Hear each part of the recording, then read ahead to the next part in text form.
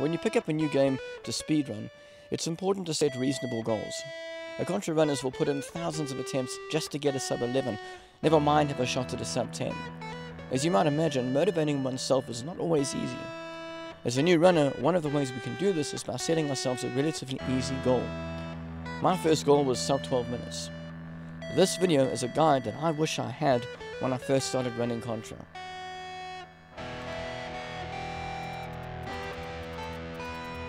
Challenge accepted.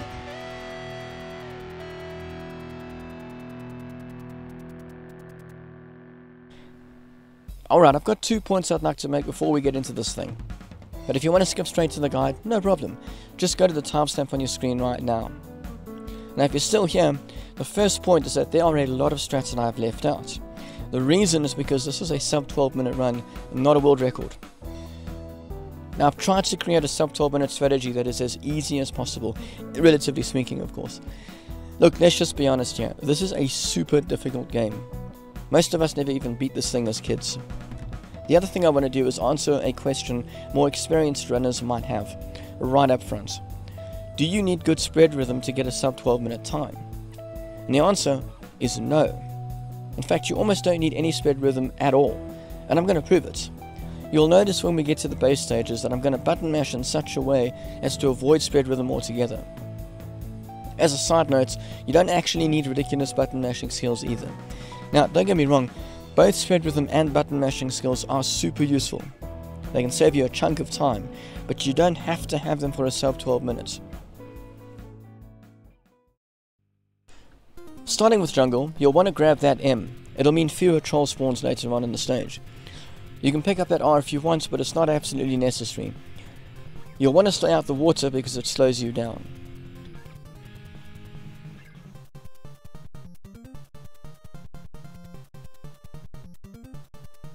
Once you've made it across both bridges, you'll want to get that S floating above your head. If you happen to miss it, don't worry, there is another one later on in the stage. There are a few ways of grabbing that S. You can find strategies on my channel. Now that turret over there, I'd recommend jumping over the first bullet. Top runners run straight through, but it's just safer to jump and shoot down. Note the second S in the stage that we just grabbed. Learning to get that L out of the way is a super useful trick to have up your sleeve, but it's not vital. And here we have another turret where I'd recommend jumping, even though again top runners will just button match their way through. Alright, let's talk about the boss. Now the strat here is to just say a prayer and run through the waterfall tomatoes. There's a pretty good chance you'll kill that boss before you get hit. I'm being serious here. I mean, you'd think someone would have figured out a better way, but unfortunately, this is just the way we all do it. The split we are going for here is 56 seconds. This will be the one split that never really changes, even if you decide to go for sub 10 minute one day. Going into base 1, we want to stand in the middle of the first room. Now it's important to note that positioning throughout the stage is not pixel perfect by any means, but it is still important. In room 2 we want to run to the right first to take out that gun, then we can kill the core on the left. In room 3, get back to the middle of the room, duck down and shoot.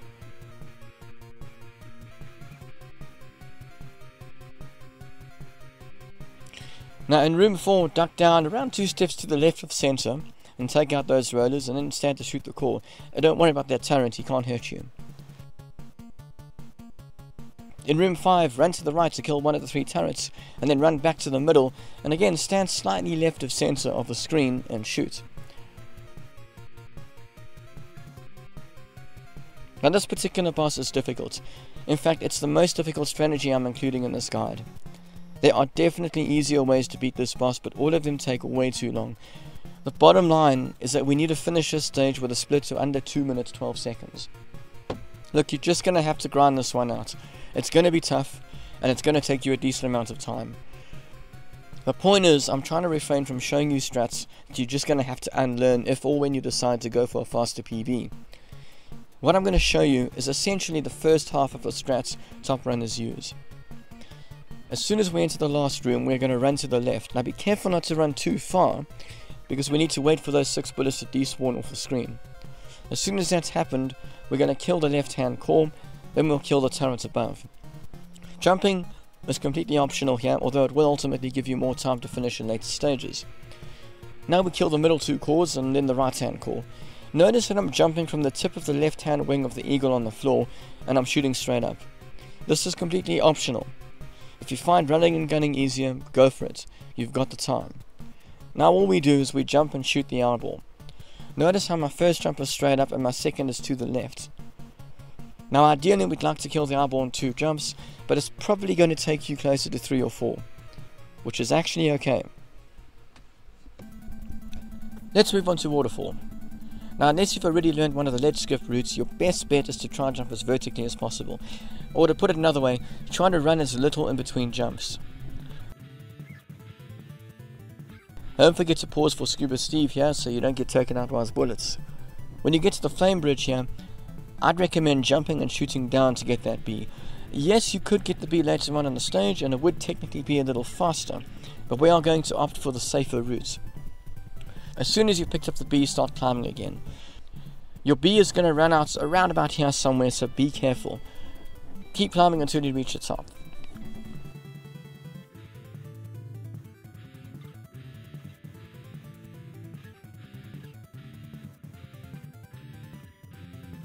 Time for the boss kill.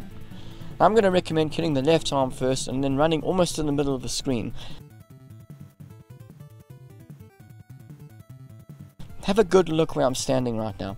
Too far to the left and most of your bullets will miss, costing you valuable time. Too far to the right and you get killed by the rings of death getting spit out by the mouth. We are looking to finish this stage with a split of 3 minutes 36.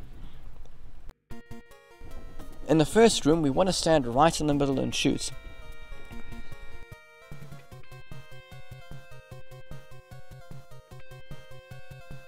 In the second room we want to destroy the middle left core first, then hustle over to the far left core and take that out. Then all that's left is to run to the right and take out the last 2 cores at the same time.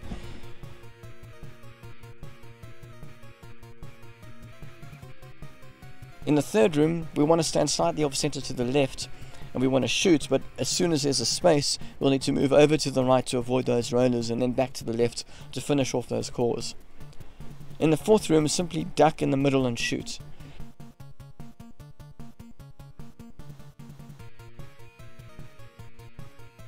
In the fifth room, kill the gun in the center first, then the core on the right and then the core on the left.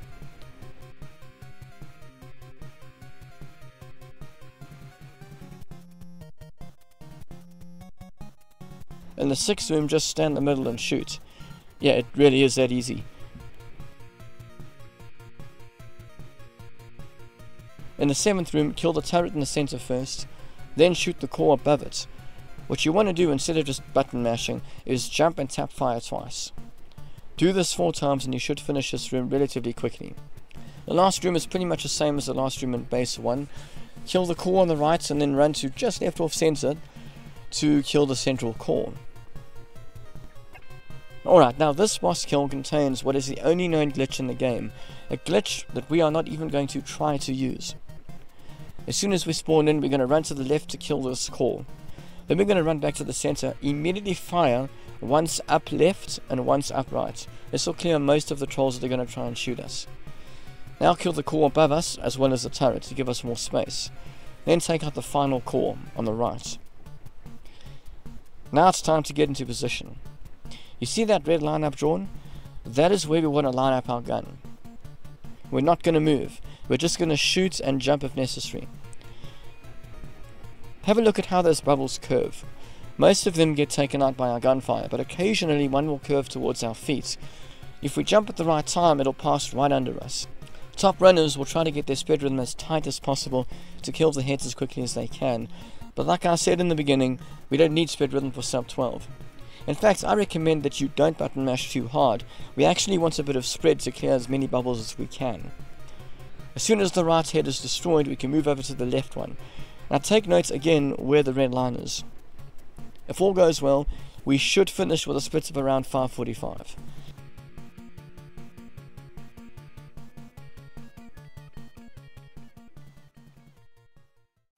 Snowfield is infamous amongst players for being full of trolls. So I'm going to recommend just straight up grinding the hell out of this stage. This will really help you get to know where troll spawn points are. On this stage, more than any other, do not stop shooting. Alright, well anyway, to get through the first two gunners, we're going to duck under their bullets and fire. You can jump and make it through a little quicker, but we're not going to worry about that. We'll jump up onto the next ledge, jump that gap and duck to kill the next gunner. If we jump at the right points, right here, we should be able to jump right past the next gunner and keep running. For the next two grenade patterns, we're going to want to step back a few steps and then run again.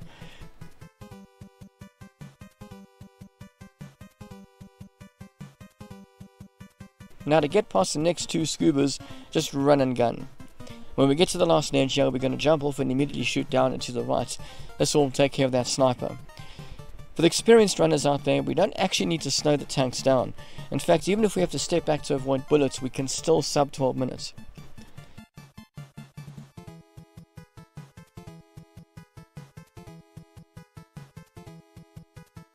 We can jump onto that ledge to avoid this gunner here.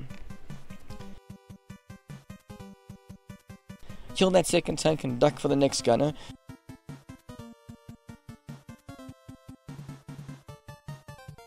This particular gunner really shoots fast.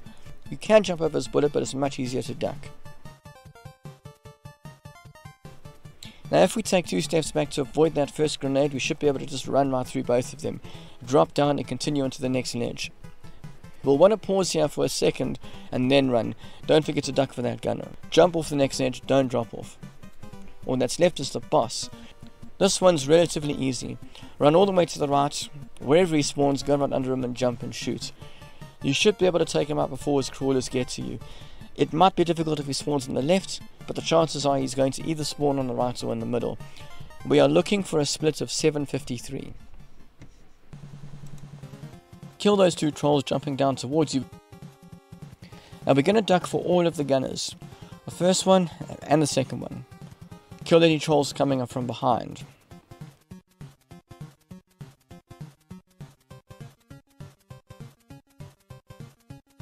With this jump, I'm going to recommend waiting until the flame starts retracting. Technically we can jump a few frames earlier, but we've got time to play it safe. We'll duck for this gunner here. Time for the triple flames. Now I'm going to recommend not even worrying about the global timers here. We're going to want to play it safe. We're going to duck when we reach the 5 lines on the floor. Then we'll run and duck on the next 5 lines shown. Now we'll make our climb to the top. If your jumps are tight enough, you should make it through without having to duck. Next we drop down and wait for the flame above our head to retract. Now we jump up onto the ledge, tap left just before Bill hits the ground, and climb straight up. This is so that the rifleman doesn't spawn in too early. Kill the rifleman and jump over the ceiling flame. Before you land on the next ledge, shoot back and down to open the B. Drop down and pick it up. Now we're going to drop down and run along the bottom. Don't climb to the top. Jump that gap.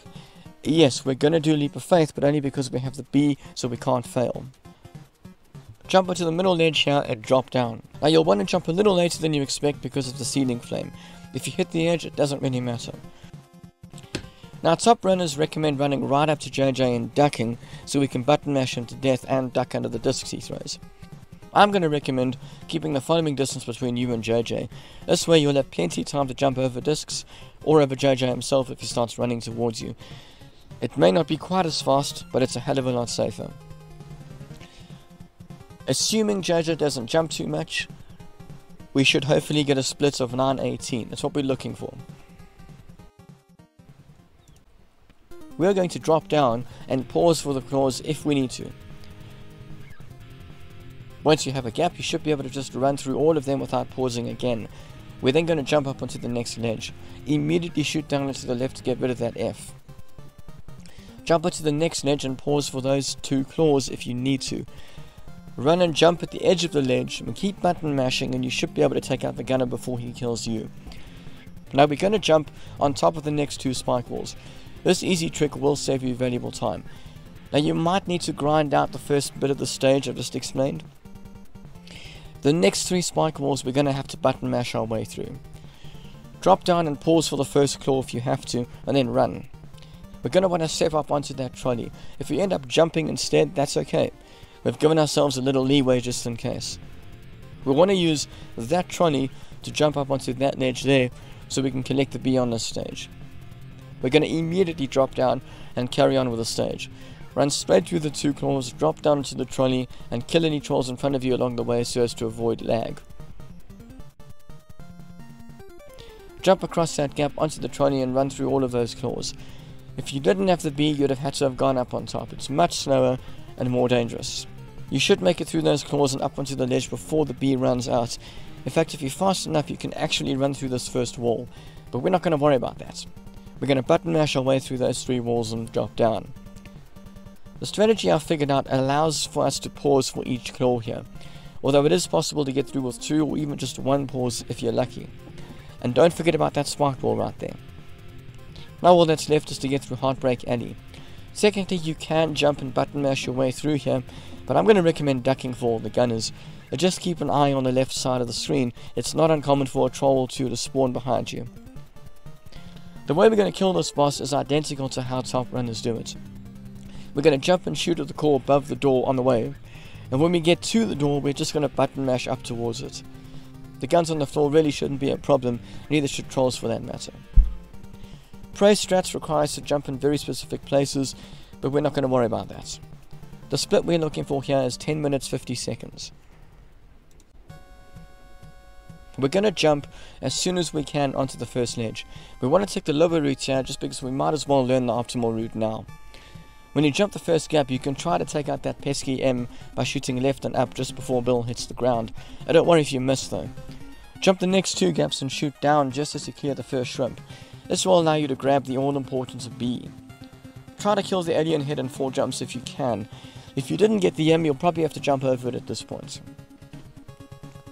The trick to getting past all of those cotton balls is to shoot slowly. We're going to clear the next 3 gaps and then jump up onto the upper ledge. Remember to keep shooting at cotton balls. Drop off that ledge and jump onto the next ledge and then up to the top.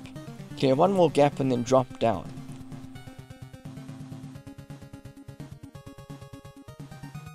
Kill the 2 cotton balls coming up from the ground and the 2 that drop from above, and then shoot straight forward. We'll kill 4 facehuggers, and then pause just in case the facehugger on the ceiling drops down. If he does drop, you can jump over him. If not, you can run straight to the final boss. I realize there's a strategy to get past that facehugger without having to pause, but we don't need it. Now the best way to kill this boss is to jump before you even get to the heart, to throw some bullets into it. Then jump twice more while shooting.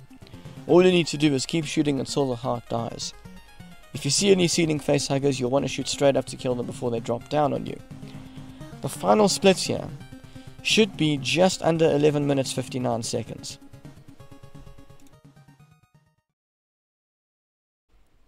If you do everything explained in this guide perfectly, you should actually finish with a time of around 11 minutes 40.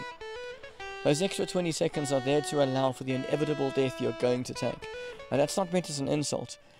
Everyone dies in this game all the time.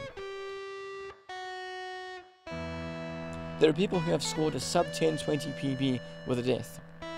Also, there is a lot of nuance in this game.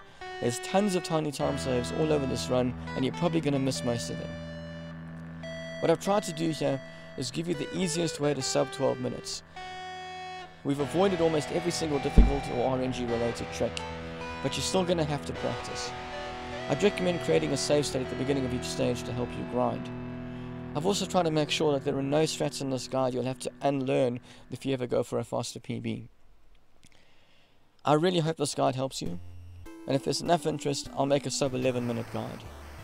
Thanks so much for watching, thanks for all your support, and remember, don't stop shooting.